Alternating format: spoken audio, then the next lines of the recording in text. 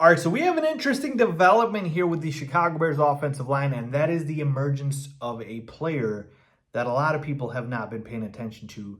Let's talk about it. What is going on, y'all? Faiz Sports Talk back at it with another video talking, of course, NFL here to talk about the Chicago Bears. So if you're a Bears fan, guys, please do hit that subscribe button down below. Please make sure to hit the bell icon so you're notified every time I drop a new video. So the player I am talking about is offensive lineman Theo Benedict, all right?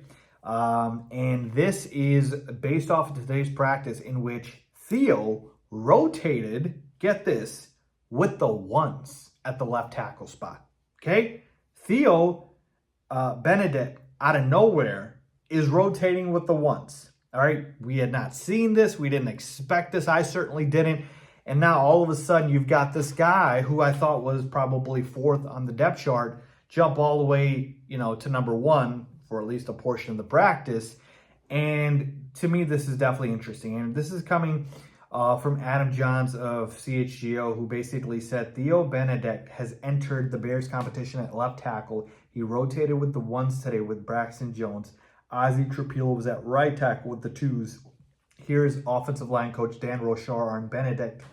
There's a lot of things to really like about Theo. He's had probably as much improvement as any player we have in this group with that. There's a lot of things for him to improve on, and he knows that, and we've got to work on it. He is working his tail off. He has put himself in a position to go compete for a job somewhere in this group. Okay, yeah, so this is really, really interesting to me because this is coming out of, completely thin air, because I did not even think Theo Benedict was part of this competition. All right, so that means one of a couple of things. First and foremost, that they're just not happy with what they're seeing at the left tackle spot, whether that be Braxton, who didn't have the greatest game in the preseason, definitely whiffed on a couple of blocks.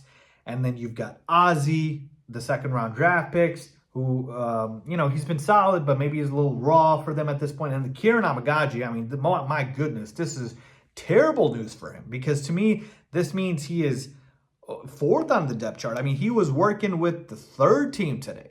So Kieran Amagaji, who is as raw as they come, we saw that last season, it looks like he is not standing out either. So that's where you're like, okay, none of these guys are really giving us what we want. Let's go ahead and try this other kid and just see if something happens. So I'm not happy with the state of the offensive line at the left tackle spot, in the sense of I wish we had somebody clearly emerging.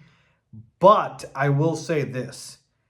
I like the fact that Ben Johnson, Dan Rochar, and this coaching staff is basically saying to heck with draft position and to heck with, experience. We are going to play the guy that is the best at the spot. And come week one, this offensive line, especially at the left tackle spot, better not be a weakness. So whoever steps up and shows out, we're playing that guy regardless of, again, draft position or experience. So that part is at least good, because they're not going to just play somebody just to play them because of whatever reason that may be. They're trying to play the best guy out there. And that's what you should, but sometimes you do know that politics come to play here with draft position and experience and whatnot.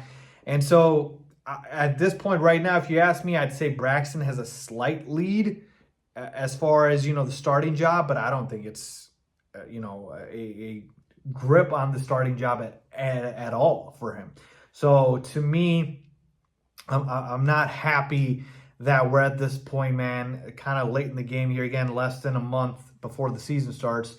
And the left tackle spot, it seems like it's still in flux. So hopefully, we get it figured out here. Again, you guys know I'm Team Ozzie as far as who I think will and should most likely win the job. But this really throws a wrench into things. I was not expecting this whatsoever. Let me know if you guys were, because I was not.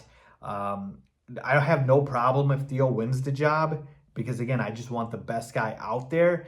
But it's just very surprising because it kind of speaks to the lack of, effort or performance or what have you from the other guys.